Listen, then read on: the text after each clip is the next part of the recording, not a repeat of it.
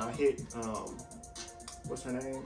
That's the Brats on Instagram. Yeah, that's Brett's. And yeah, she FaceTimed me when I was in the shoe store or whatever, and she was just telling me about it or whatever.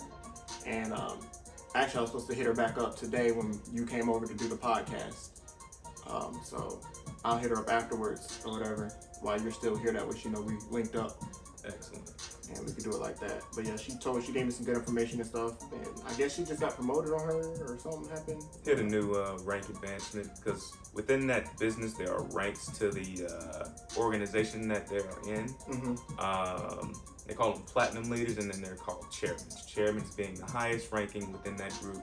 Platinum leaders being within the lower enlisted rankings. But those rankings are pretty much there to show the world how many people have I helped show them this business, how many people have I helped put money in their pocket, show them what the foreign exchange market is. That's pretty much what the rank means. Okay, so when you first start off, is there any, so you don't have a rank, you're just in it as like a student? Pretty much, you're in there, you just learn how to trade at first. The main opportunity they want to show you is trading in the foreign exchange market. They want to show you how to trade cryptocurrency like the euro, Canadian dollar, Japanese yen, things along those lines. So have you heard of, because a guy hit me up on Instagram, his name was Luke or something, and he hit me up and told me that he's looking for somebody in the US he had a lot of money in Bitcoin or cryptocurrency and stuff. He wanted to send that money through Cash App or something. Mm-hmm. And I send him 60% of it back, and I keep 40 or something like that. It seemed like a scam to me. Right. Is there people out there that do that? Like they send like people they don't know, like I guess he's not in the United States, so he was trying to get United States people or United States dollars. Mm-hmm. He's gonna send it through Bitcoin. He showed me like a picture of it like pending. It was like $5,000 he was gonna send me. He told me I could keep $2,000. But the part that sounded fishy to me was he was like, you had to pay $100 to get your Cash App unlocked to be able to do Bitcoin trading and buying and stuff. And I'm like, my Cash App already comes equipped with me being able to buy, sell, and trade and receive money through Bitcoin. It's already set up like that. So what am I paying $100 for? Yeah, it's absolutely not necessary to do that. So that was definitely a situation where that was just a complete scam. Yeah, I thought so. Because I'm like he hitting me up right around the time where I'm actually looking into this stuff like this. Because in the beginning it was going well. He was showing me, you know what I'm saying, the stuff that he was going to send me or whatever. Then he started asking for money. I'm just looking at him like, yeah, buddy. That doesn't sound right. Why would I pay you something for what my Cash App already allows me to do or whatever? And he sent me some text messages of this guy who actually did it and went through it, and he was like, basically he recorded their messages. Mm-hmm. And he was sending it to me, showing me like, this is real, this is not a scam. I'm like, you could have had one of your buddies transfer money and do all of that and just recorded their messages, somebody who know you. Right. This and ain't that's no usually actual, what they do. This ain't no actual customer and stuff like that. But so this shit just seemed fishy to me. So I was like, nah, I'm gonna stay away from it. I'm gonna try to do it the legit way. Like, I mean, you sending me $5,000, you telling me to keep $2,000. I mean, who the hell wouldn't want to do that? You know what I'm saying? But it's the whole $100 shit that for me that was like, I'm not finna spend $100 and do all that shit. So I was like, nah, you trying to scam me. I was like, if you paid $100 and you send me the money, I'll keep $1,900. You can get your $100 back. We could do it like that. But I'm not finna put $100 of my own money into something that my Cash App already does. Show me that you're real. You paid $100 fee, or you sent me the $100. I paid with your $100 that you sent me, and once it unlocks or whatever, the $2,000 I was supposed to get from the $5,000, I'll keep $1,900 of it. You'll get the other. You know what I'm saying? Everybody wins. Everybody wins. And he was not trying to do that. Then he sent me to this business account. He was like, well, I'm just a cryptocurrency person. I'm gonna send you to the business, the organization.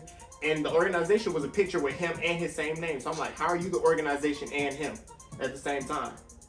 I know. And then he'll try to text me on the Instagram, because he made me download the WhatsApp, the little text messenger WhatsApp Oh yeah, app. yeah, WhatsApp.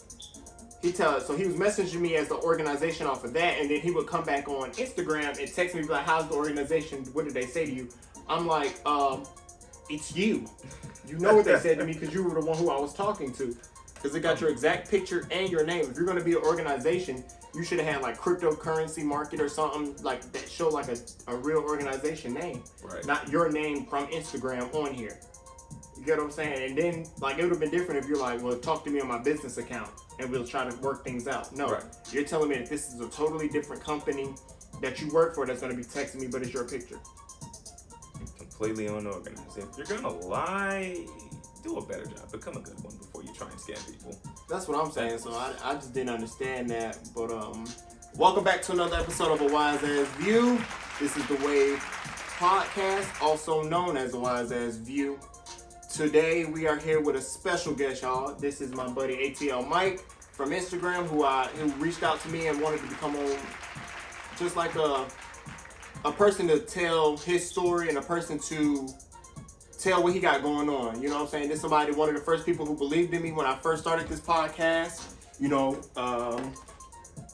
and it was really like out of nowhere. Like he hit me up. I had already did an episode with Lacey and he hit me up and was like, I'd like to come on, you know what I'm saying? And I, like I've been explaining and trying to tell and quote to everybody all week, it's about those first couple people who believe in you and believe in your dream and want to see you succeed and they want to help you, but you're also helping them by giving them a platform to come and speak on this stuff. So again, welcome to another episode of A Wise Ass View. I'm your host, Wise Kid. Again, with me today is A.T.L Mike. Today we're going to be getting into a couple topics. One being cryptocurrency and stuff like that. So my man A.T.L Mike actually does this program called Forex Trading. Yes. Forex trading, my bad. Forex trading. So why don't you let the people know what that's a little bit about and stuff, like what does it take to like get into it? What are some of the things that they're going to be, what are some of the results they're going to be able to see like in the first week, 2 weeks, maybe even a month? Like what are some of the results that they can see? Because you know how like a lot of people don't like trying new things unless they're guaranteed results. Right. You get what I'm saying? So what are some of like the results and stuff that they'll be able to see once they start in this program and stuff? So, I'm not saying when it comes to Forex trading, you don't necessarily have to join a program to learn how to trade in the foreign exchange market. Mm-hmm. You can just learn online. You know, how to do it is free, open source, information on the internet. Like I said, it's everywhere. The problem is just not everyone knows about it. Not everyone knows what the foreign exchange market is, how it works, and how it can benefit you. I learned through this organization called I Am Mastery Academy. And what that is, it's an educational platform designed to take everyday people like you and me and just educate them on foreign exchange trading. It also opens doors to many other sources of income beyond that. That being their marketing business, and their educational business. It's a great opportunity. A lot of people get the wrong impression of it when you first learn about it, because like you got all these people on Instagram, all these people on Facebook, everywhere trying to say, hey, do this, trade, you'll make money. Everybody makes money. But then you got these other people out here trying to scam you out of your money. Like Luke. Yeah, you got those guys out there and they're trying to scam you out of your money, and when you go to them and they try and sell you this false information, making false promises and trying to lead you on believing that they're giving you a pathway to a great opportunity, they leave you hanging. And when the real opportunity comes, you're more skeptical of it. Like if somebody who's really genuine trying to help you, you're like, nah, I can't trust you because I got scammed by. So it makes you kind of like, for me, I know when the guy was trying to scam me, it kind of turned me away from the whole cryptocurrency market altogether. I'm like, I don't even want to do this because I don't know who, other than like you and the brats who I messaged on Instagram or whatever, y'all the only two people who I know are like legit doing this. Right. So for me, it was like they introduced me to it. So what happens if like people, like you said, we get to meet new people and stuff? How do I know that the new people that I'm meeting are from this, what you said, I Am Academy? Right. How do I know if these are people that are meeting from I Am Academy and not scammers? You get what I'm saying? Like that's kind of like the big risk factor in cryptocurrency and stuff like that. Because I've dabbled in, I've put like a couple dollars into like Bitcoin. I put like a lot of money into like trading and buying stocks and stuff like that. But that is like a whole like I've seen people having like 16 monitors tracking different things, and I'm just like, this shit looks complicated. This shit looks like it costs. Like, I can't be sitting here trying to buy 16 different monitors to keep track of 16 different stocking and trading and stuff like that. So let me look up something else, because it's like, I know with this business, it's not a get rich quick scheme. You know what I'm saying? It takes time to build and stuff like that. With anything good, it's always going to take time for you guys to develop it and for it to show you anything. Just like with this podcast, the more time and energy I put in it, it's going to take a minute before I start seeing any profits or anything from it. You know what I'm saying? Like, I'm at 118 subscribers now, so you know that's a good thing. Being at 118 subscribers, and that's all just through marketing, TikTok, and stuff like that. And so with the Forex exchange stuff, what are some results like that they'll be able to see in like the first week of getting started? So if you do it on your own, it's going to take a lot of money and a lot of time for you to be able to fully catch on to how it works and what you need to do and what currency pairs you have to trade. Why I chose to join I Am Mastery Academy, because like I said, it's an educational platform. There are people there who will help you get started and get going. It is a heavy investment. The enrollment fee, as far as I know, to my current knowledge, is $235, and what that $235 goes to, and this is what stops a lot of people at $235.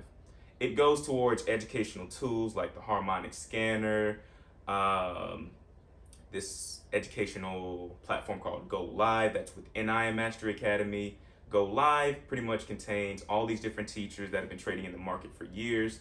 These teachers make 6 figures a year just trading alone, easily, no problem. They're there to help us become better traders in the market. You also get access to all these different group chats and things like that we use through Zoom. And that's where you meet all the platinum leaders, all the chairmen, and everybody else within this organization that trades in the trades in the foreign exchange market. We all come together to help each other out. We all make money. Within, I'd say, the first week of joining, if you catch on quick, you'll make at least $50. Like, in an honest answer, at least $50. If it takes you a while to get going, it might be a little bit slow, but you'll definitely see some good results. Like I said, not a get rich quick scheme whatsoever.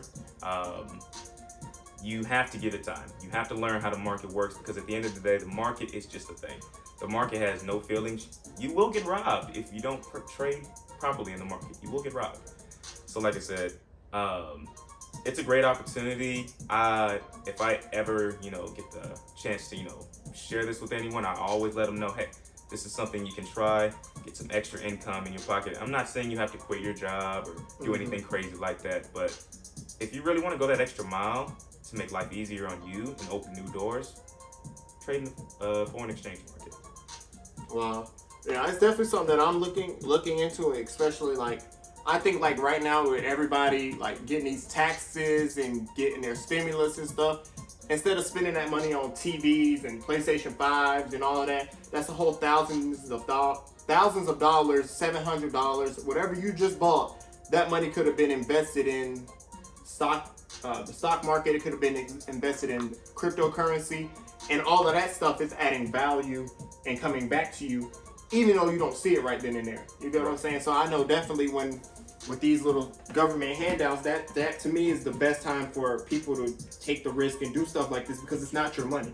Exactly. It's money that the government's, for people who are struggling and stuff, and who have bills to pay and have to use their whole government check to pay your bills. That's cool, you know what I'm saying? So you got to do what you got to do. But I'm saying all these people who are just getting these checks that don't really need them, but y'all just going out here buying TVs and stuff, you could really, like, even if you don't need it, but you're not wealthy and stuff, that's money that could make you wealthy. That's money to where if you're comfortable working a 9 to 5 and it's cool with you and stuff like that, it's still another way for you to have extra income. You could be the finest person at Walmart. You could be the finest person at Target or at the mall. You know what I'm saying? You could just work your job because you love working your job, but you could work your job comfortably. You can eat whenever you want. You don't got to worry about pension from here to pay for your lunch and stuff like this, and having to calculate and stuff. So I think it's a real great investment. It's something I'm definitely gonna get into, and I'll definitely be hitting you and the brats up about it. You know what I'm saying? And just talking to you guys, and especially once I get myself started in it, which will probably be like this weekend or so. You know what I'm saying? Excellent. I think like I said, like you said, $235 does scare people off with. The brats was telling me about they have a promotion going on for $199 right now though. Yes, I think they're promoting the high frequency Forex thing that's going on. High frequency Forex is pretty much you enter a trade, you sit there for about 1 minute or so. The trade does everything for you. It's a little tool that they just implemented into I Am Mastery Academy. What it does is you enter what we call a lot size, and that's pretty much how much money you're willing to risk out of your trading account. Enter a lot size, and a timer starts. How long you stay within that trade, trading this trading this amount of money for this other country's currency. It's set for about 60 seconds or so.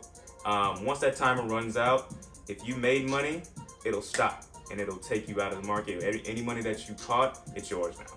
If you lost money, any money that you lost, you lost. 90% of the time, these calls are accurate when they tell us, okay, hey, go ahead. I see the United States dollar and the Australian dollar going up in profit. So sell this pair. Once it falls down at a certain point, catch it, close it, get out the trade. You made your money. High frequency Forex is very effective in my personal opinion. I would use it. It might cost a little bit extra, but like I said, it's worth it. Oh yeah, most definitely. Like, because the way she was explaining it to me, it was like it's easier than the regular, Forex, because it's like they're doing all the work kind of for you, right. But they're telling you what time to go in and when to do this. It's not a guessing game. Stuff, and then they will also teach you how to catch the deals and stuff by yourself, the same way you would do it the regular way. You know what I'm saying? So I definitely think I might try the you say it's called hyper frequency. High frequency. High frequencies, that and shit. High frequency exchange, and I think that's the one I'm gonna start with. You know what I'm saying? And let it build off of there, because it's like I said, the shit is interesting. You know what I'm saying? And I ain't the best man with graphs and stuff, but if I have somebody helping me and watching and teaching me and walking me through the shit, that's how I learn anyway. You know what I'm saying? Because you got people who are visual learners, audio learners, and the hands-on. I'm the hands-on type of person. You know what I'm saying? So if I got somebody like walking me through it, the shit'll be easier. So tell me about your time doing in the Army, or you were in the Marines. What were you in? I was in the Army. My whole experience in the military, overall, I enjoyed it. It was a totally different experience from being out here in the regular world. Excuse me. Everything is more structured. Everything is done on a schedule. Everyday life. It's usually like a 9 to 5, but like I said, it's just a lot more structured. You do nothing by yourself. You're always somewhere with somebody else. You eat together, you sleep together, you work out together, you do your job together, and then you just go home for the day. In the military, we call them barracks. It definitely made me into a better person, made me more professional, made me more aware. It helped me become more diverse in the type of people that I, surround myself with.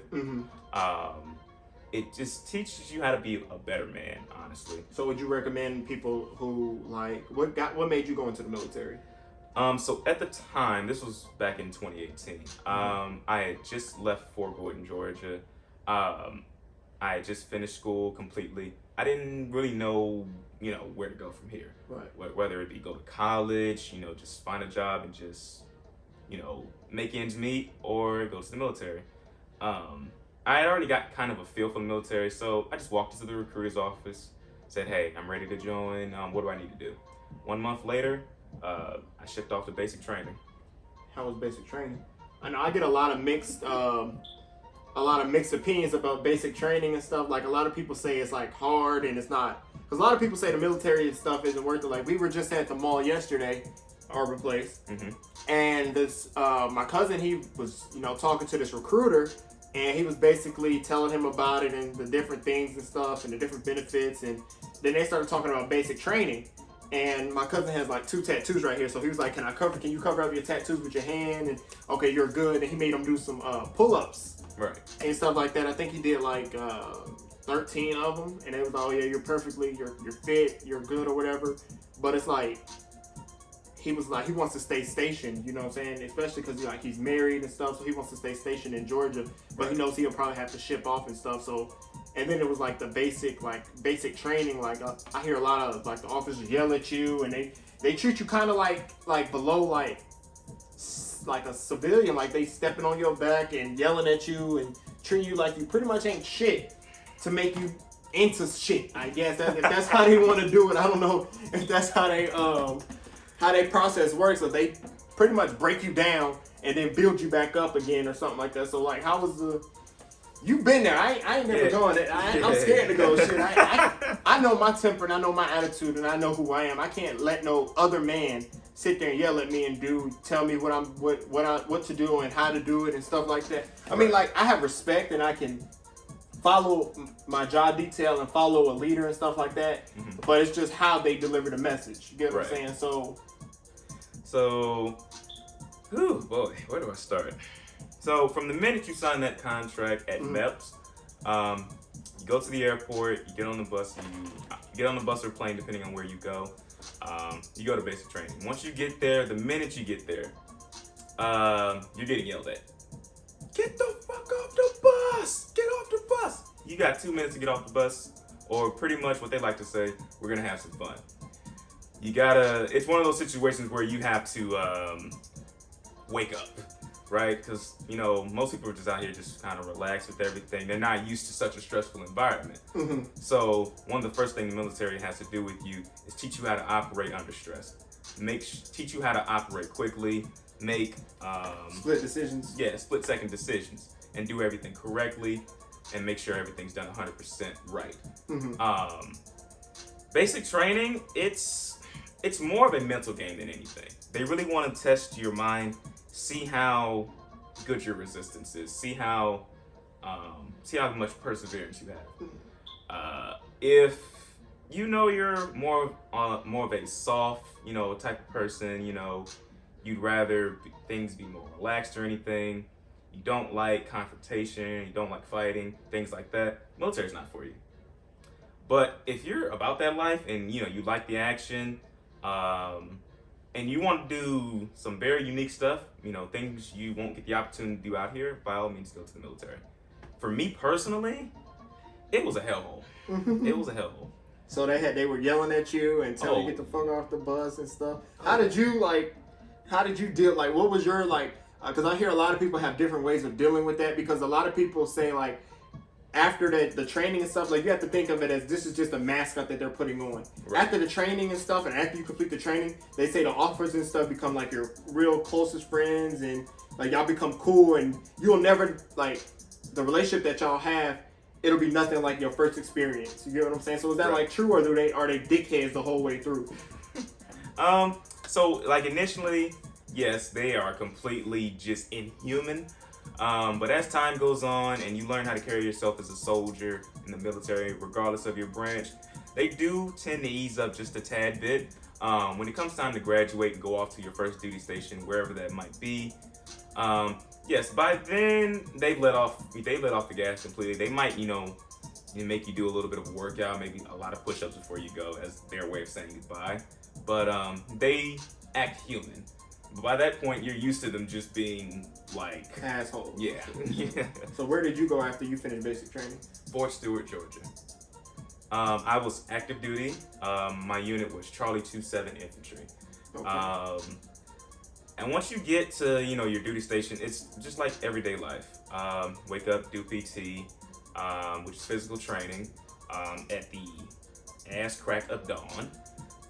That was one thing I didn't like. I did not like getting up early in the morning. 4 o'clock in the morning, or get up at 4 or 5 o'clock sometimes. Sometimes it's 2 o'clock in the morning. You go outside, you get ready, get in formation. The first sergeant comes out there, and all these officers and stuff. I do PT. PT lasts for about an hour, at most 2 hours sometimes. Jesus. Imagine, and you haven't eaten yet, by the way, so you don't haven't eaten. No, you didn't. Oh hell no! See, I mean, for me, it's like working where I work now. I don't really eat until I get to work and go on my first break. So I mean, I'll probably be able to. Maybe. It's an iffy situation. Like I said, after a while, you just get used to all this stuff. Yeah, after that, you go eat. After you work out, then you go eat. Then after that, you go do your job. And around 11 or so, you go to lunch. You get like a 2-3 hour lunch, and then you come back, do your job. The earliest you'll leave is like 2-3 o'clock from your job. Latest you'll leave is 5, and then the rest of the day is yours, just like a regular day. But you be so damn tired, that 2 o'clock in the morning coming, you just go take a shower and lay down. So what was your job when you were out there? I was infantry 11 Bravo. So what did you do out there?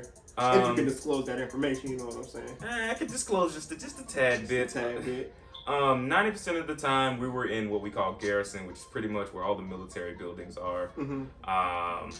Pretty much did office work. Some days we went to the shooting range, shot 240s. Some days we just sat in a battalion classroom and just got all these briefings and did all this class work and stuff like that. And other times we were doing details around our barracks, which is pretty much yard work, but in an organized manner, in a ridiculous manner.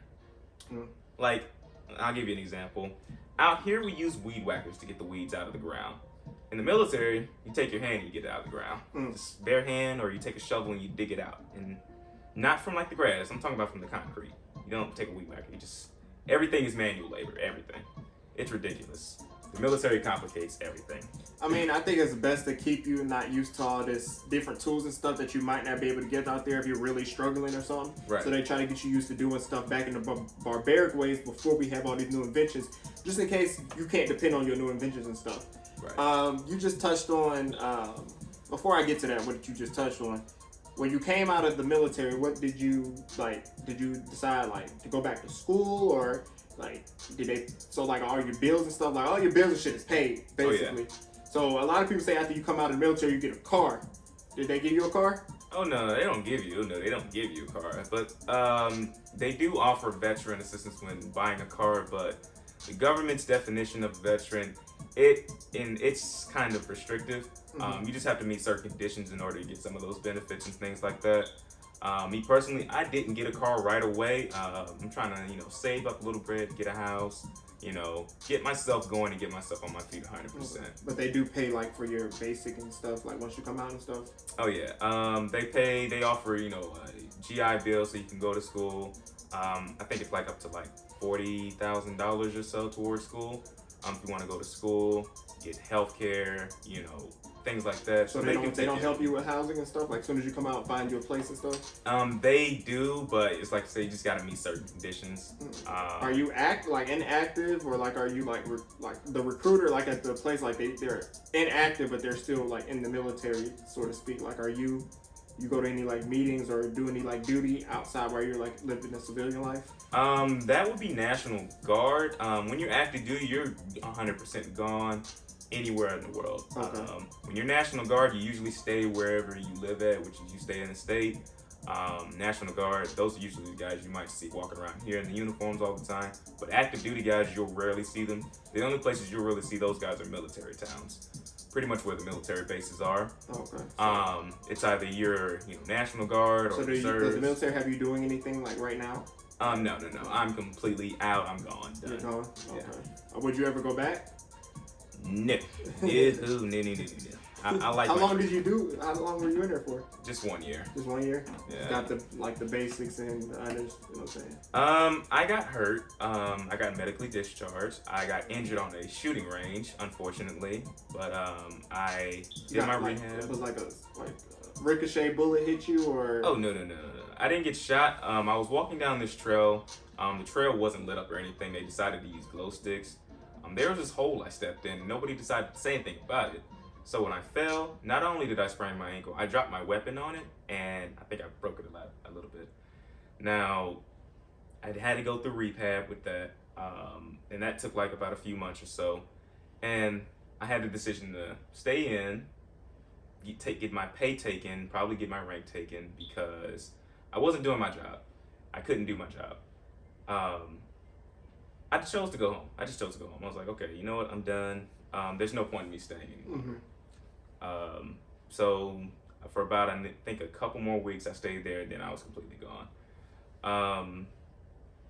we had to wait a little while because I think around this time COVID was like a thing. So we had to wait. Like, okay, wait, nope, can't go anywhere yet. COVID's still here, so just hang tight. So once I got back, I just decided to I didn't go to school. I just decided to just get a regular job and try and make ends meet. So you were talking about like the gun range and stuff. So I know, like, coming from like the military and stuff, I know you probably see things different. Yeah. Because you see things in a more organized manner, and you see things from a different perspective than most people. Like, most people who are not in the military and stuff, all this weird shit that's happening in the world, like with this gun violence and stuff. How do you feel about the Second Amendment? We're just gonna cut right to it. How do you feel about the Second Amendment? I like having my guns. I like having my freedom to carry my firearm. I personally don't own one. I should, but I just don't. At least not right now. If I personally don't agree with them trying to strip it away from us, because just look at the world we live in. It's really not that safe a place in reality. So it's not the best move to take away someone trying to carry a gun. Do you think that they should implement better qualifications to get a gun or to stuff like that? Because I know have you heard about like the people who the guy who went and shot up the spa and the person who shot up the store and stuff like that? Each person went and bought the gun the same day that they did the crime or whatever. So it's like a lot of people are feeling like the world isn't safe with guns and stuff like that, with these just having people like, they feel like people should have to pass a psych test, bunch of different other qualifications and stuff. Like, so are you with those people, or do you feel like it should be a is it more, because I've heard a lot of people say we can't control other people's actions, we can only control our own. Right. So are you more to where like they shouldn't do anything about it because we can't really control what other people are going to do after they buy the gun? Or are you with the people who say, well, no, we need to make better qualifications, make more tests for them, people who want to buy a gun, to especially weapons of mass destruction? You get what I'm saying? And like an AR, like who needs a AR in their everyday life? I understand a handgun, a Glock, something like that, but who goes into the store and just buys an AR for an everyday gun?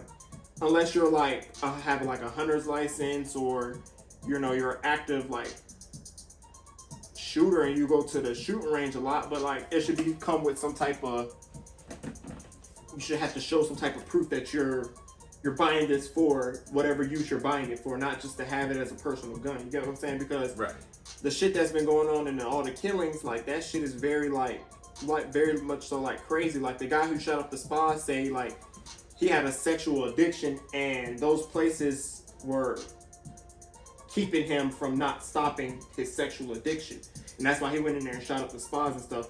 But a lot of people are trying to say like that's connected to like the Asian hate that's going on because of COVID and the Batman shit, and the Chinese people ate bats and shit. So a lot of people are making like racist jokes and stuff like that. Like it started off as like racist jokes, like, oh, Batman, China's the real Batman and shit, and we're like the joke because the joke's on us, and just random shit like that. But now it's starting to become like a whole hatred, like a hate crime against the Asian community and the Chinese community within the States. People who don't really have anything to do with what's going on in their homeland. You get what I'm saying? Like that's like us as African Americans getting blamed for everything that's going on in Africa.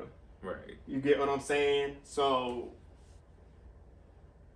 we didn't, just because we're a part of that race, if the Africans are over there bombing shit and doing shit like that, we as African American people shouldn't be looked at as terrorists and stuff because of what's going on over there. Yeah, you can't judge a whole race of people just by the actions of a certain individual or a group of individuals. Exactly. It's not fair to everybody. That's it's a lot of people saying though, like the Asians and Chinese didn't help us when we were going through our shit with the discrimination and the shit we're still going through. Basically, like the Asian people weren't there for us and stuff like that against the Black Lives Matter movement and stuff, and because they say in other countries like in China and stuff, we're hated over there. As African Americans, we're hated in China and Asia by their people. So why, when they're here in our states, should we stick up for them and shit like that? Which I don't agree. I see their point of view, but I don't agree to that point. Like, why if we don't change our look on stuff, we're just repeating the cycle. Right. We're no better than them if we're going to do the same thing to them. Two wrongs don't make a right. So if they're over here, if in China and stuff we're not accepted by them, we're supposed to be different than them. We're supposed to be better than them. We're supposed to, you know what I'm saying? The United States isn't supposed to be the land of opportunity, the land of aspire change and stuff. So why not change? Just because they treat us like that over there doesn't mean we have to treat them like that. You know what I'm saying? Exactly. It's just the tables are reversed and they're the ones going through all the hate crimes. We're still going through them because we still have police brutality and police killings of our unarmed people. You know what I'm saying? The people who just got arrested, they were arrested. They had guns. They just killed thousands of people. But unarmed black people are the ones that end up in body bags.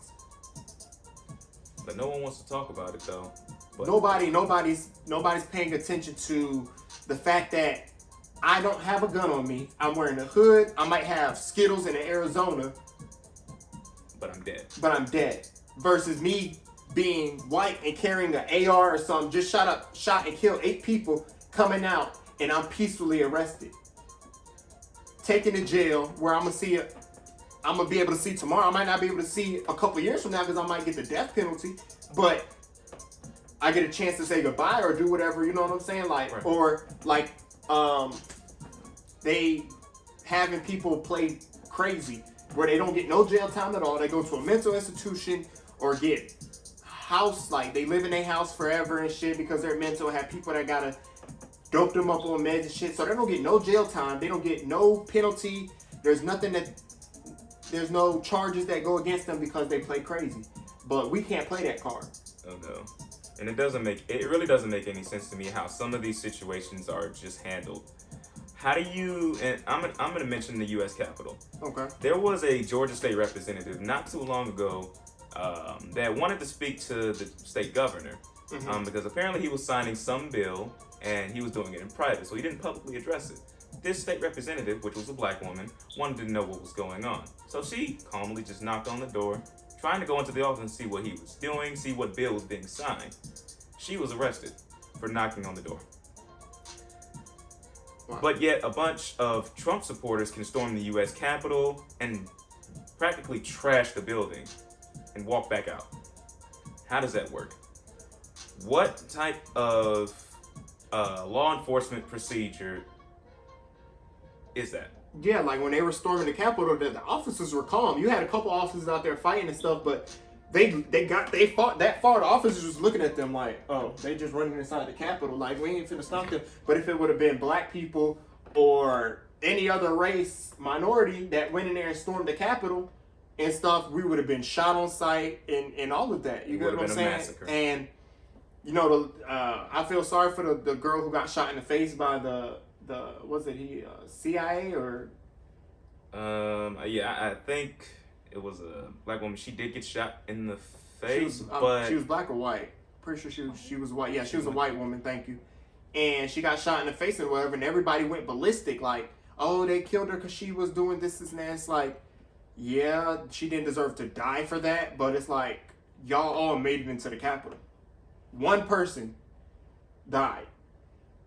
If that would have been us, they would have shot us from by the time we stepped foot on the grass. Exactly. So help me understand. I don't understand. I don't understand I don't know if I want to say mentality or I just don't understand how they just go about handling these different situations. I feel like the country wasn't made for us, but it was made by us. You get what I'm saying? The foundation and everything of the United States and all of this, the laws and stuff, none of it was made for our benefit, right. But it was made on the backs of our people for their benefit. You get what I'm saying? So all the laws and stuff will never make sense to us because they're not for us. Right. Like, shouldn't nobody have to come out and say, it's basic human nature. It's basic. Everybody deserves a fair and chance to have peace, have basic life liberties. All the life liberties that are promised us. They shouldn't have to create amendments and stuff to say, but people shouldn't have it based off race, creed, color, sexuality, all of this stuff. None of them laws should have had to have existed if everybody treated everybody fairly. You get what I'm saying? So if the laws were made for us with us in mind, we would have been implemented in those first couple laws that they made. They had to make separate amendments for our people. You get what I'm saying? And other people of the minority. You know what I'm saying? The majority, they made these laws and amendments and stuff for them with them in mind. Right. You know what I'm saying? Because when they made the laws and stuff, we were still slaves. You get what I'm saying? So we didn't have. They didn't think about us. They didn't think about Asians. They didn't think about nothing. Why do you think they keep trying to, like, if we have a Democrat in, they're trying to lessen the border laws. If we get a Republican, they trying to increase the damn immigration laws and trying to stop people from coming into our country and stuff. So it's like, what are we fighting for? What are we fighting against? You know what I'm saying? Because at the end of the day, the Democrats and Republicans are fading into each other. Honestly. Because it don't even look like it's a political party for our interest anymore. I feel like they're fighting each other just to fight each other. For political power. For political power. It's not what the people want. They get, oh, okay, so this is what you guys want. Okay, this is how we're going to win the election.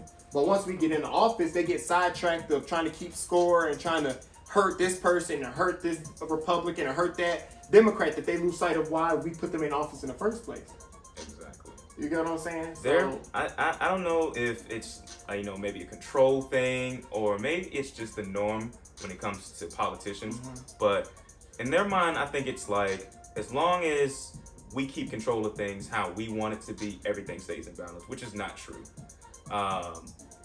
Democrats, Republicans, there's absolutely, yes, they have different political views on how things should be and how things should run, but there's really no reason they should be at each other's necks like they are nowadays. Exactly. Especially if they're trying to do this stuff for the people and help the people, and it should be, the priority should be for the people that put you in office. You shouldn't be trying to fight Tom, Dick, and Harry about this, and that when it has nothing to do with the people.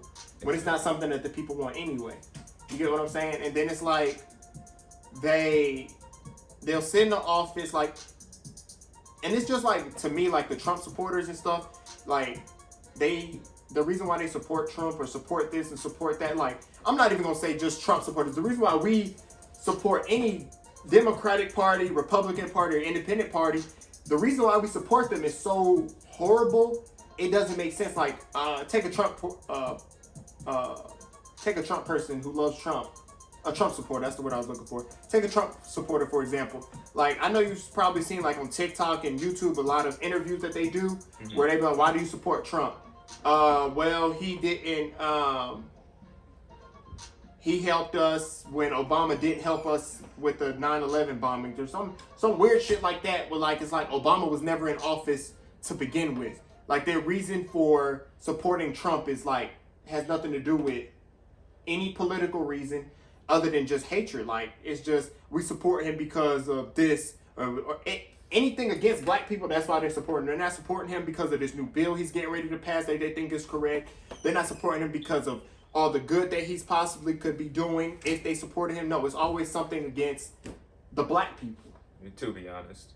And even black people who support, like, Democrats and stuff, they doing it. So most of us, like, being born and being raised up, don't have a political view. We go off the political view of our parents. Right. If my mama's a Democrat, I'm going to be a Democrat. If my daddy's a Republican, 9 times out of 10, I'm going to grow up and see Republican views. So it's up to us to stop seeing things just as our parents see them and try to see them as our own individual selves. And maybe you might choose a different party. You get what I'm saying? Right. So I think people are choosing these parties for different reasons that are not beneficial to the overall economy, overall emotional support for our country.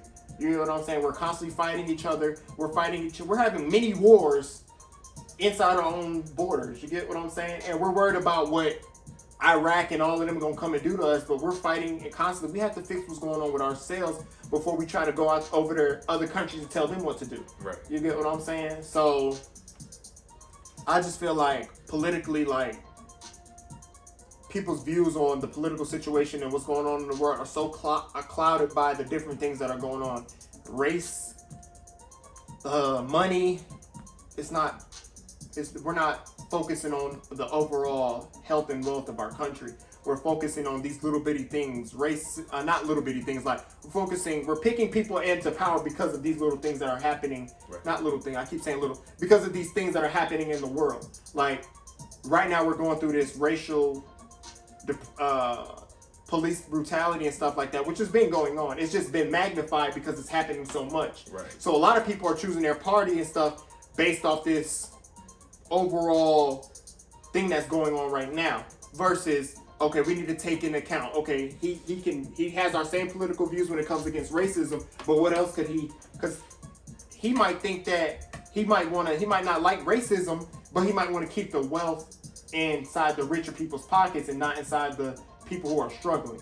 You know what I'm saying? So like, he might say, okay, I don't like racism, but I also think the wealthy should keep their money and the poor people should keep working 9 to 5 jobs for $13 an hour. That's not equality whatsoever. So we don't do the research thoroughly into who we put in the office. You get what I'm saying? We just picking them based off that one thing that we're so amped up about. Like right now, a lot of people are mad about the racism and all that, which they should be. But you also got to think of everything else that's going on in the world. Poverty, hunger, money, social, who we get along with. If I put him in the office, is he going to start a war with this person in North Korea, this person in Iraq? Like, is he stable-minded in order to be able to run a country, he or she to run a country the whole way through?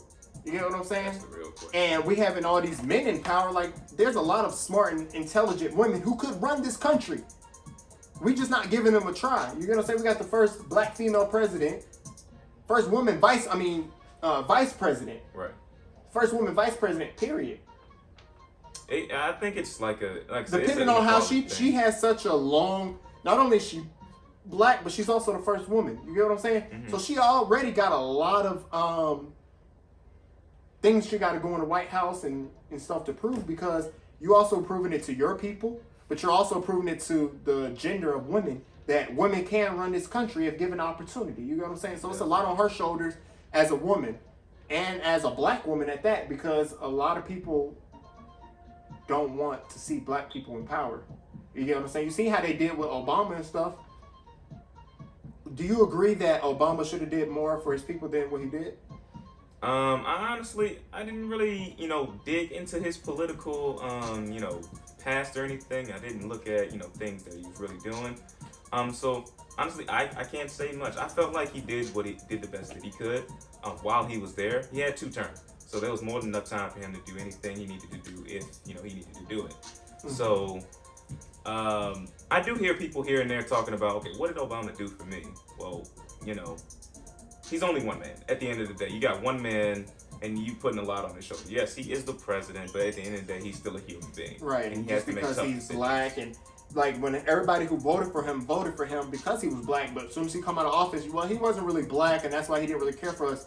But it's like, he's not the only person that he has to go through so many other people who don't like him, right, to get stuff passed. So if he tries to go into office with the mindset, I'm going to do all of this for my people, my black people, black power, all of that, he's not going to get shit passed because they don't want him in power. They don't want him passing shit for us. It got to go through the House. It got to go through the Senate. You got Republicans that got to go and see it and do all of this other shit. So it's like, his party's not the only party that's going to look at this shit and be like, okay, I like it, let's pass it. No, it got to go through the Republicans and the Independents and who else got to see it and vote on it. Right. So anything that he wrote, okay, they looking at this like, this ain't benefit, this is for black people. You trying to, help them? Deny. You know what I'm saying? They let him get away with the legalizing gay marriage everywhere and stuff like that. You know what I'm saying? So I think that was a big thing that a lot of people loved Barack Obama for.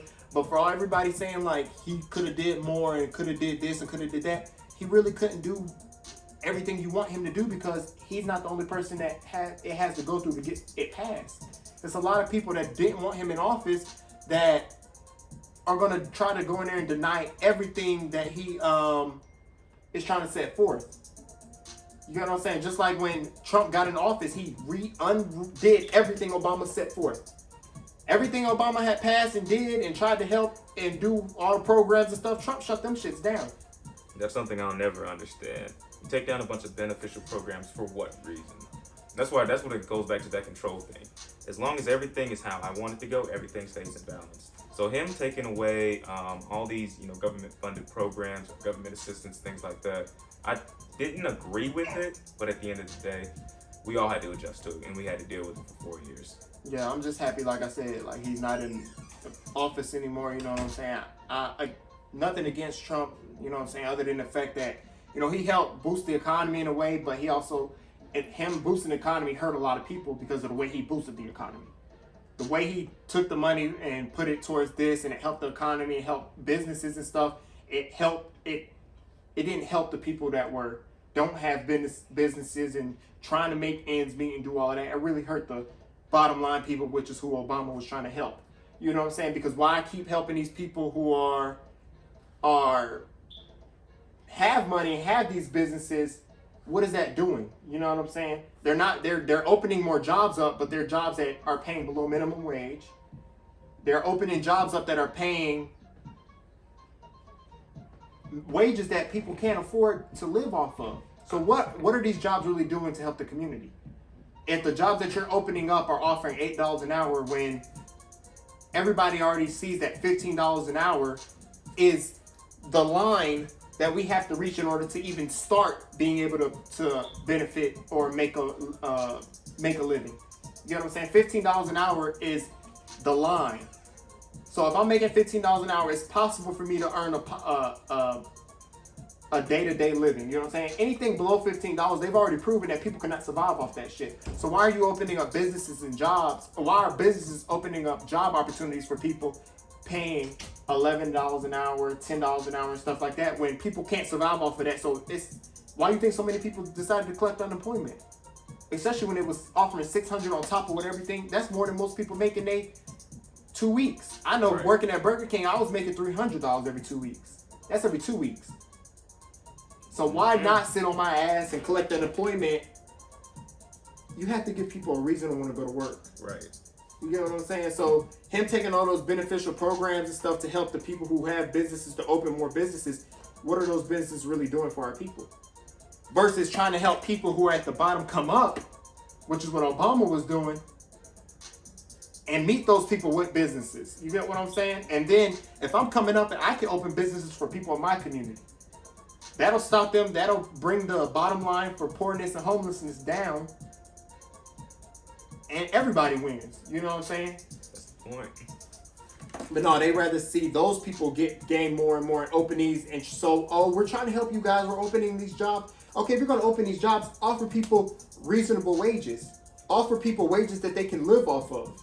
You get what I'm saying? That's my only problem with you know what I'm saying, trying to keep the money to the rich and all of that. It's like the rich people ain't doing shit to help. Okay, if y'all don't want to do it and y'all giving all this money to the rich people, why aren't the rich people trying to help the communities?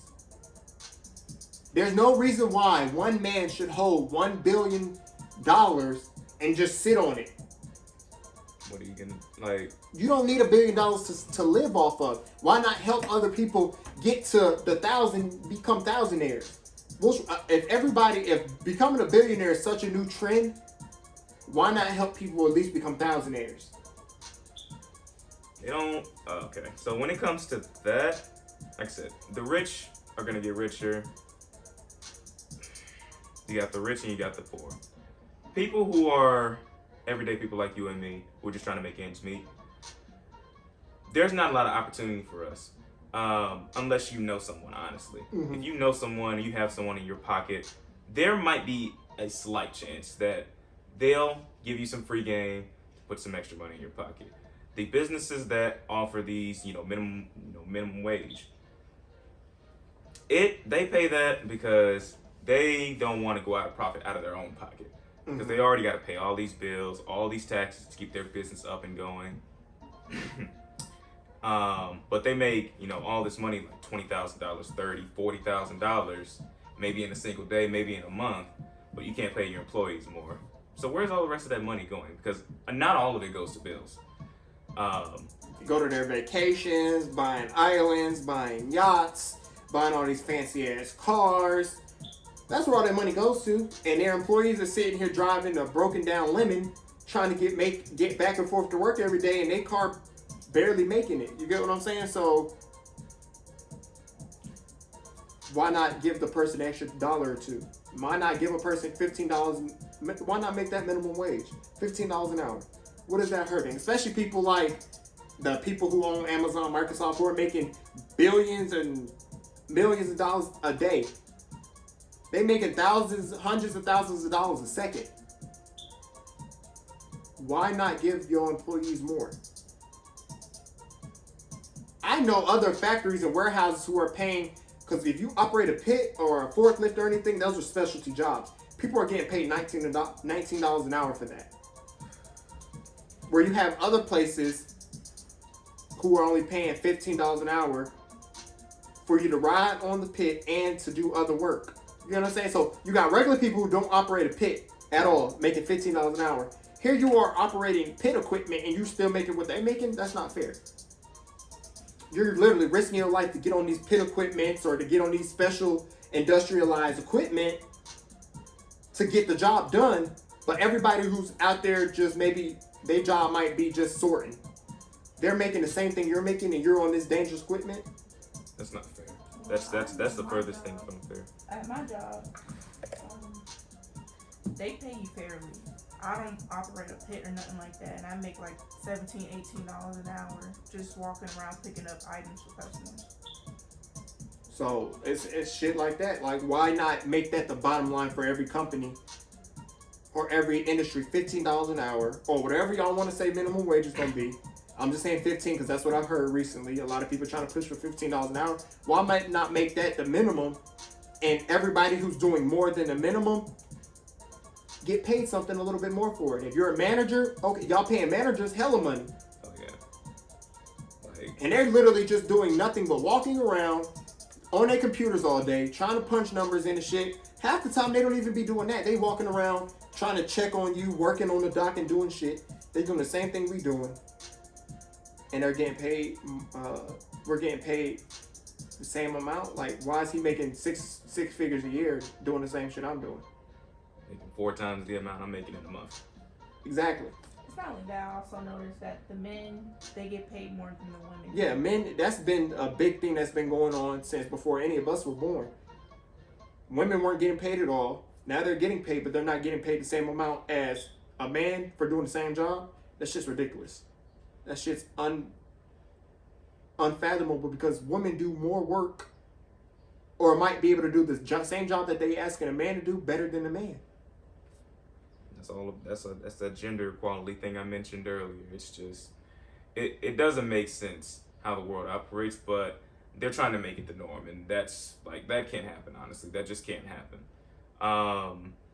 Personally, I believe in equal opportunity with everything, regardless of what it is, and that is one of the Army values: equal opportunity. Men and women can do the same thing. Men and women can be treated the same way, equally. Everybody is happy.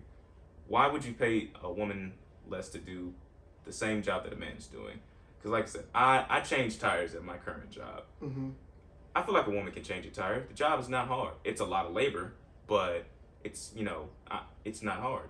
So if I'm making 17 an hour and a woman comes in and, wants to do the same job, but you start her off at 11 to do the same thing. And what if she does it faster than I do? What if she outperforms me, outperforms everyone that I work with at doing the same thing, but still doesn't make the same amount of money I do? That's fucked up, and I would sue the whole goddamn company. I would legit sue the whole company, but that's why most companies, like, they'll tell you not to divulge your pay to other associates because they don't want to hear that. They're literally like, I know where I work at, they tell you, like, don't tell the people how much you're making and shit like that. They're real hush-hush about it. Everybody do shit anyway. Right. So we all know who making what and doing all this shit. And we looking at them like, he making more than me and we doing the same shit? He making more than me and he's sitting over there on his ass, not doing shit, and I'm over here working and busting my ass on this, doing this, and that. So yeah, it's a lot of different things and stuff like that fall into play with that. Basically, like I was saying, I just wanted to touch on that. So the question that I have for you is, you're talking about equality and how people in the Army, like if one person, if it's a man doing this job and a woman comes in and do the same job, they should be able to get paid the same or whatever. So what is your take on the LGBTQ community joining the Army? Like, I know right now, like the transgenders who are women and turned into a man, or men and turned into a woman. What's your take on, or your view on them joining the army? Personally, when it comes to the LGBT community, joining, I'm all for it. It can be hard for most people to kind of adjust to that, just to, something that different, I guess. But me personally, I'm okay with it because, like I said, I'm not biased. I treat everyone the same. Mm-hmm. My only thing is just be respectful. That's my only thing. Other than that, did you hear a lot of talk about that, like when you were in the army, around from your army buddies or anything? Like, did they like when y'all were in y'all barracks and stuff? Did the news of LGBTQ community people trying to join the military like hit you guys, and y'all were like, "What's going on?" Like, the topic did come up here and there. We had a few guys, kind of, were against it. We had a few guys that were for it. Personally, we didn't really talk about it like that because, like I said, everybody had different views on it, and it would cause a little bit of a conflict. So do you think that the reason why most people in the military, or people in the military who go against it, is because of, like, I know in the military, like, most people who are single and stuff meet their loved one or somebody, the person that they fall in love with in the military base and stuff or whatever, or in their military career or whatever. So do you think that has a lot to play with the reason why they don't want people, because they don't want to meet somebody that they like and then it turns around and them be transgender or something like that, and it fucks everything or fucks their mind up or whatever? Do you think that's a lot to play with why people in the military don't want transgenders and stuff being able to join the military? I think it's more of like a professional thing more than anything, because this is supposed to be the armed forces of the United States. So when you put on that uniform, you're representing the United States military. Like I said, I see no problem with it, but the superiors say, okay, no, you can't quite join, you can't serve. We don't want you in our military if this is how you're gonna live your life. Because I don't know how accurate this is, but I know in the past, you could get kicked out of the military or you couldn't join if you were gay, just being gay alone. So, with them kind of being restricted on it, and I feel like they still are pretty, restricted on that. I can't say I don't agree with it, because like I said, I'm pretty reasonable, because, like I said, a few of the reasons are, okay, you're supposed to be a soldier. When it comes to, we're gonna use the army for an example. You're supposed to be a soldier. You got this guy that doesn't want to be a guy. Well, so you got him putting on this uniform that people have blood, sweat, and tears in and died in, and you're trying to be the next face of the military. Now that doesn't have anything to do with the job. I'm not saying they can't do the job. Like I said, everybody can do the job. But it's just that more, I guess we can say, more of a personal thing more than anything. It's more of an image. You don't want to have, like, the flag is red, white, and blue. They don't want to add no colors to it. Right. You know what I'm saying? So that's probably, to my opinion, where like I said, the people, like, you go into the military, if you're a man, okay, the women are going to see you as a man. You know what I'm saying? They don't want to see especially because it's so strict down there. Other women, they're there to see men and work out and stuff like that. You know what I'm saying? And men are there to probably see women, because they don't get to see a lot of women. I'm pretty sure when you were there, y'all didn't get to see a lot of women, did you? Not at all. So if you do see one and she's attractive or whatever, you don't want to have to keep second guessing, well, maybe this is that, and which is totally bullshit in my opinion, because if whoever a person is, that's who they are. Even if they transformed or did something different to be that person, that's who they are internally. They've always been Michelle, even though they were born John. You get what I'm saying? Right. So I think that has a lot to do with it, like sexual orientation and stuff like that, which is just totally, like, messed up to me. But I feel like it could get better, and they should allow them to join the military, because at the end of the day, the military is for you to better your life. And if we're all talking about equality and we should all have the pursuit of happiness, Why can't they go have a pursuit of happiness and better their life through the military, just because of what they are, who they are, or what body part they have, or didn't have, or have now? Like, none of that should stop a person from being able to pursue happiness. And that's my biggest thing with the Army, and that's why like I'm not really for the Army. Like, people ask me like, do you like you think people should join the Army and stuff, or they ask questions about the Army, I say I wouldn't join that shit. I'm not doing that shit. The shit's so fucked up. And that's just where my opinion comes in. That it's just the way that even the veterans who come out of the Army are treated. You know, yeah. Trump definitely didn't treat y'all well at all. Mm-mm. Not by a long shot. So when I got out, usually with most veterans, you go to apply for veterans benefits if needed.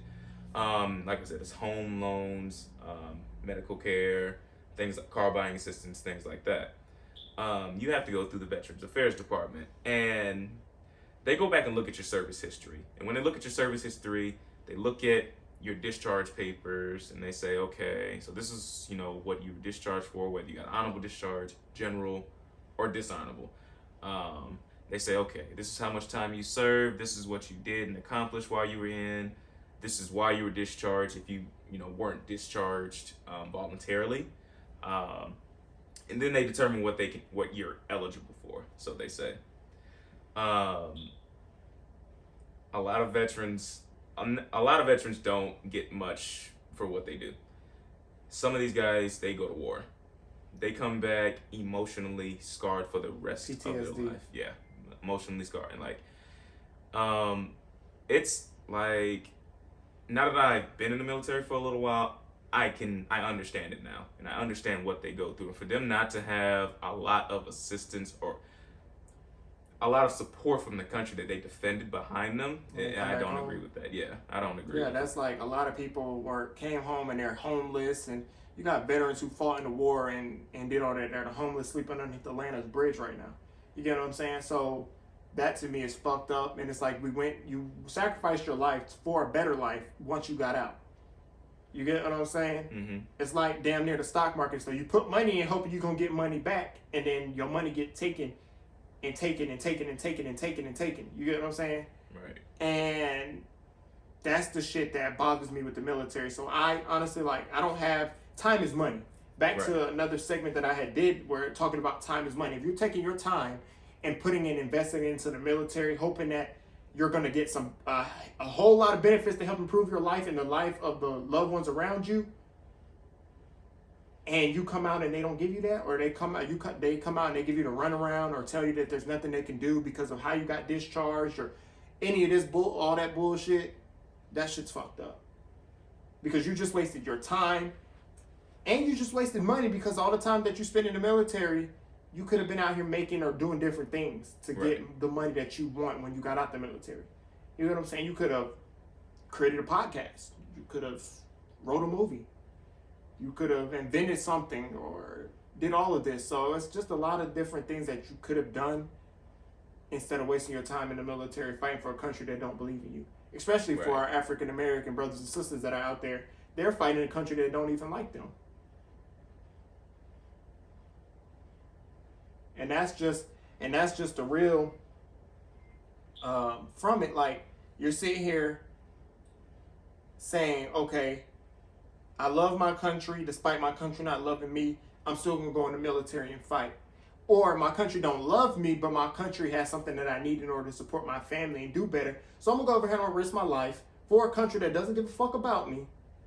But if I can survive and make it through these battle wounds and battle scars in this war or whatever you go in when you go in, whatever's happening when you go in, if you can just survive that or survive the 8 years or whatever and come back home, and that 8 years now sets your family up for the next generation and the generation after that, why not go and do it? But it's the military offering you all these false promises and stuff that once you get out and you feel like, okay, well, I went in there for 4.5 years, I wasn't able to do the whole 8. I was generally discharged or honorably discharged, and I can't do shit because I didn't hit the whole 8 years or whatever the case may have been. I still went in there and risked my life. I still went in there and helped y'all accomplish stuff on y'all missions that y'all probably wouldn't have been able to accomplish without me. My brother just died next to me, and I have to live with that PTSD. But I don't get to be taken care of or anything. But y'all letting these people who are killing people in spas and grocery stores be able to get claim mental illness and stuff, and they don't have to not face charges. They get to go sit up at a mental institute for the rest of their lives, or be on house arrest, or whatever different fucking program they got. But the people who are having that same, who really do have this mental illness and PTSD and all of that, who come home, they can't go to a mental hospital. They don't get no housing fund. They don't get none of this. They don't get to go stay on house and be able to stay at home and not do shit, and the government pay for them. They can't get none of that. Mm-hmm. You have to literally go into the army, I feel, the Marines or whatever, and be the most badassest motherfucker in there in order to get recognized to get any of that shit. Or you got to go in there and beat a record or a couple records or shit like that in order to get anything. And to me, it's like everybody don't go in there to try to break records and shit. People go in there to try to get a better life after they come out. Definitely. The thing with the military is once you sign that contract, you are United States government property. That's why everyone has dog tags with a number on them. The purpose of your dog tags, bitch, basically, is what they're saying. That's why you got that 10-digit number. I still know mine, by heart. You become property. You are a government asset now. So any and everything you do now, not only affects you, but it reflects on them, the United States government. So you belong to them 100%, regardless whether you want to do it or not. Because you don't have to, but there will be consequences and repercussions behind it. So it's one of those situations where if you get yourself into it, just know what you're getting yourself into when you join the military. Because once you're out, you're on your own. Did y'all have to get them ugly ass haircut as soon as you got off the bus? Everybody went bald. The girls got the choice whether they wanted to keep their hair or not, but most of them kept their hair. You had those select few that came in there wanting to cut their hair off. But, so did the girls have to cut their hair to a certain length, or they could have kept it long to their shoulders type shit? Yeah, they had to keep it a certain length, or just tie it up in a bun or something like that. As long as it's within regulation. All the guys, everything got cut. Everything. Dreads, wavy, Goldilocks hair, didn't matter. You got a haircut. Oh, hell no. I've been wanting to go bald, but damn. Yeah. Like I said, they treat you like an asset. They gotta give you a few tests, because I know, when you arrive at basic training, they give you a live virus, and then they give you the antidote to it, just to see how your body reacts. Because, if you get a combat MOS, to my knowledge, they gotta see how your body reacts. If you go into a foreign country and you get sick, and we don't have the vaccine for it, your life could be at risk. So they got to see how you handle just a simple little virus in your body. And if you can't handle that, what they do is send you back home? No, like I said, they give you the antidote, but you ain't gonna be out on the battlefield. You'll be doing something else through them. Probably. Were you able to survive the virus? Yeah, it didn't affect me whatsoever. We did have a guy. He about a minute or two after, he kind of fell on the ground and just passed out completely. I was like, well, he's going home. Yeah. So what's some of the craziest shit that happened while you were over in, what'd you say, Fort Stewart? Yeah. Nothing too crazy happened, honestly. I had a, decent time in there. Like I said, I didn't have any crazy experiences that scarred me or anything crazy like that, thank God. But like I said, sometimes you just have that thought. Have like crazy morning routine, something happen, or somebody like funny stories or any crazy stories that any of your other peer mates might have told you, or with like I said, we got all these people coming from all over the country joining the military. You get a lot of crazy everything. I had one of my bestest friends. He was quite the character. We would do annual ruck marches, and that's pretty much you're putting 115 pounds on your back, and you march for about 16 to 30 miles. Well, anywhere between 2 to 30 miles.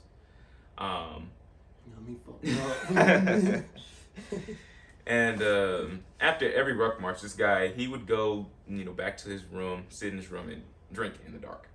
It's like, are you good, man? It's just like, I hate this shit. I hate this shit. And I'm like, we know we all do too, but. Oh, so y'all had no choice but to do the ruck march. Like, you do what you're told or you get out, one or the other. That's pretty much how I thought it was some shit you signed up for. I'm like. Oh, no. Like, So how many miles did you do? The most I've ever done is 30 in the middle of July heat and 110 degrees weather. Carrying 115 pounds on my back. 30 miles. Yeah. How long did that take you? That took a full day. 30 miles there, and then they drove you back. You had to come back. It's on foot the entire way. On the way back too? Yeah. So it was really 60 miles. 30 miles there and 60 yeah. and 30 miles back. Yeah. Carrying the same. They don't let you just say, okay, you did it 30 miles there. You ain't got to carry this heavy shit no more. No, you carrying your weight back. I mean, they give you water. That's about it. They give you water. And just say good luck and keep up. Mm-mm.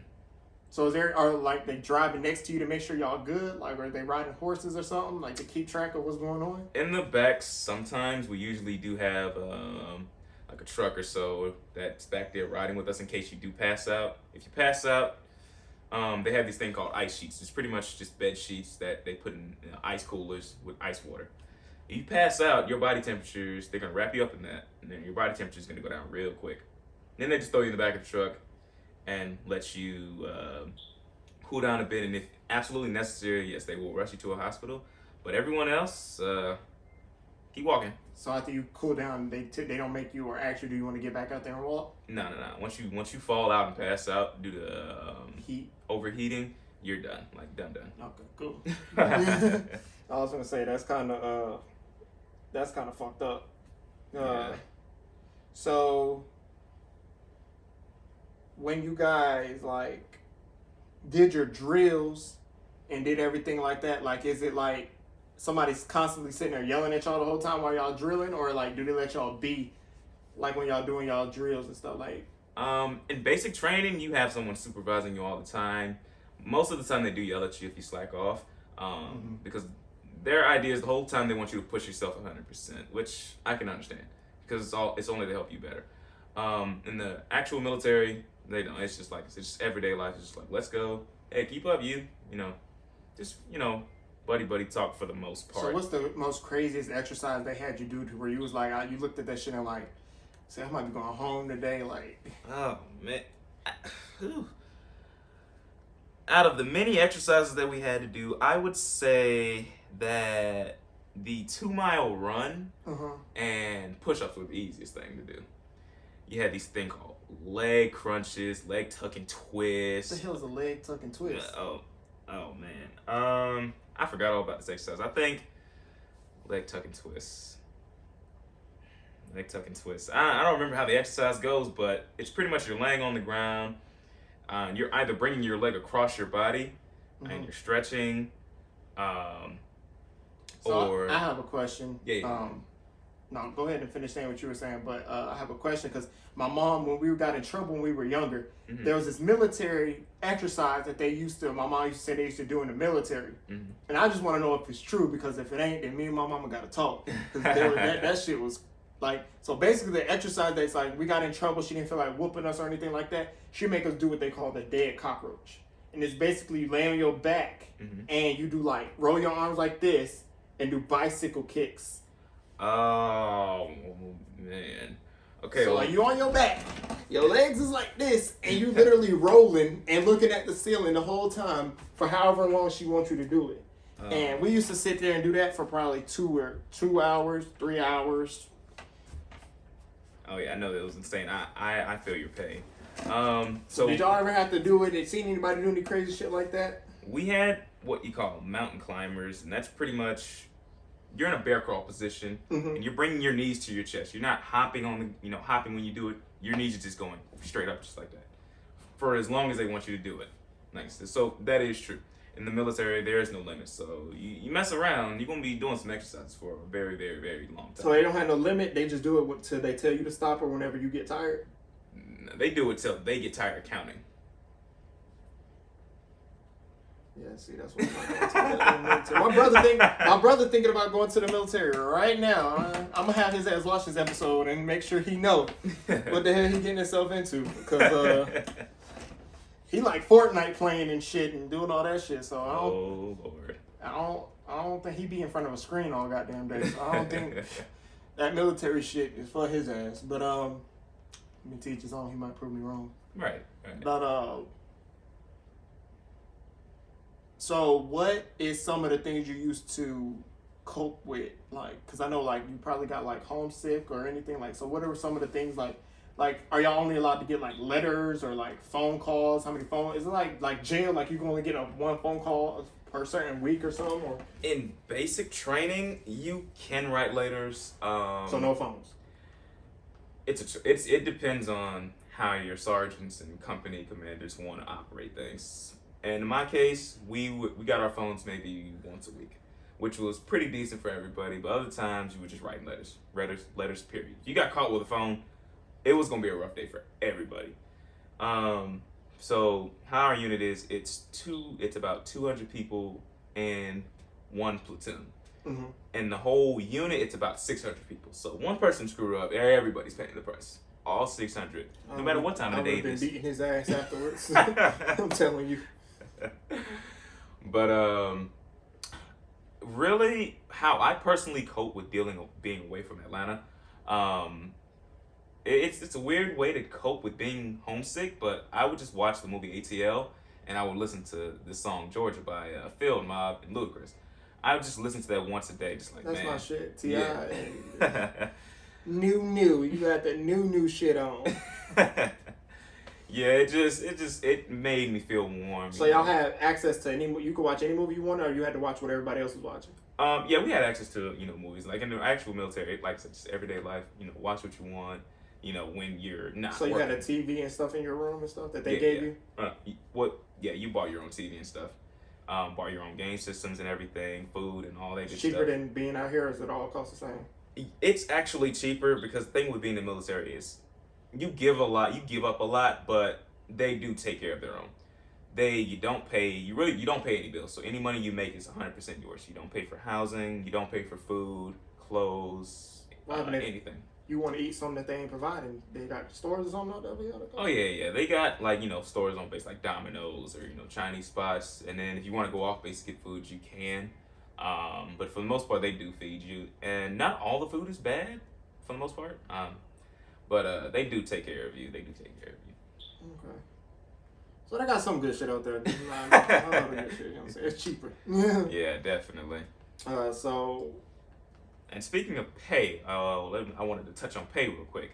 Yeah, go ahead. As soon as you join the military, you're on the clock 24/7. From the lowest rank, which is just a private, you make about $650 a week every 2 weeks.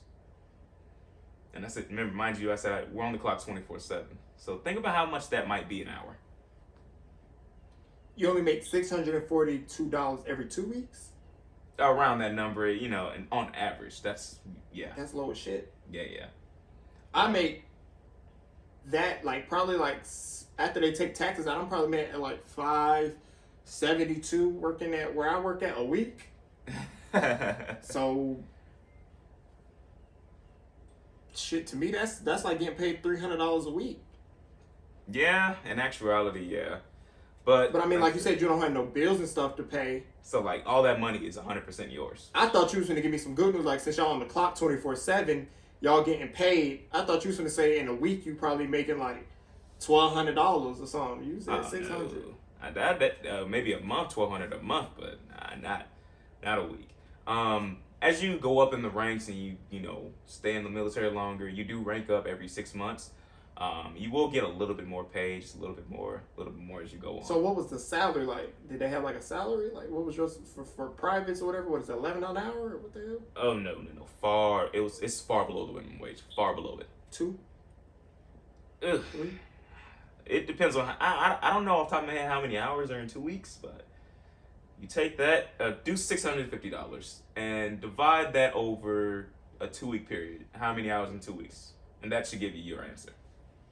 Shit, I'm gonna have to do that shit because I ain't got my damn phone and shit right now. But that shit's crazy. Yeah. If you're doing it for money, the military is not the place to go. It 100% is not. 100%. But if you don't mind, you know, the little bit of pay you get, no mind not having bills or anything, you know you have a place to stay, have food to eat, and clothes on your back. I mean, yeah, for like the homeless people or people like that, or like if you feel like you finna go to that homeless road or whatever you call it, but I definitely recommend it. Like, I thought about it a couple times, you know, joining the military and stuff like that, but military's not for me. You know what I'm saying? I'd rather just kick it out here and struggle. That's 100%. And try to come up on ways and help people and do shit. That's why, like, I started this podcast. Because eventually I do want it to be something that's big and something that I can feed my family off of. You know what I'm saying? But right now I'm satisfied with just helping people and giving people a place to talk and chill and shit like that. So that's basically what I want this podcast to be. And that's why I love doing it. I love meeting new people and shit like that. Because, like, we probably don't follow each other on Instagram for a while now, but actually getting to meet you and actually hear you talk and hear where your point of view is, something like that, that's how you build friendships, and that's how you build acquaintances and partnerships with different people in the world. Even if y'all not everyday friend to friends and stuff like that, you know me, I know you need something, or you got a business opportunity that I could be a part of or something like that. That's how you build, you know what I'm saying? Right. Because if you meet somebody that's out there doing something that I'm doing, and say if it's a job that involves your talent, but it also could have my talent. If you believe in my work and you believe in the stuff that I'm doing, you'll bring my name up. Like, yeah, I know a person who would be a good host or be a good person who can sit down and talk to people because this is what he does. Right. So it builds different avenues for people and everybody gains. If I know somebody that needs a tire or needs something like that, I know a good person. I know somebody, Lacey does taxes. I know you're a tire man, you know what I'm saying? C2, she does beats and stuff. So each different person I'm building in my mind business relations with on top of personal. You get what I'm saying? Definitely. Help you out by helping me out. You get what I'm saying? And that's what I feel like we should do as a community, is help each other grow. You get what I'm saying? And I don't want to take from anybody. I don't want, you know what I'm saying? Because like I said, time is money. So the time that you came here to sit down and talk and shit, that's time you could have been out there making some money. You know what I'm saying? So I really do appreciate you coming on to a Wave podcast. Definitely gonna have you back on. Oh yeah, you know what I'm sure. saying? And like I said, if you want to join the Wave Society, definitely do that. For those who have been wondering and updates on the Wave Society, it's still in the making, still getting shit together. Tonight, my merch will be dropping, which by the time y'all see it, it'll probably already been done dropped. But by the time y'all see this video, rather, it'll probably been done already dropped. But y'all stay tuned to that. The merch is for a Wave podcast. I have different logos and shit coming out for Wave Society. Their merch is in the process of being made right now.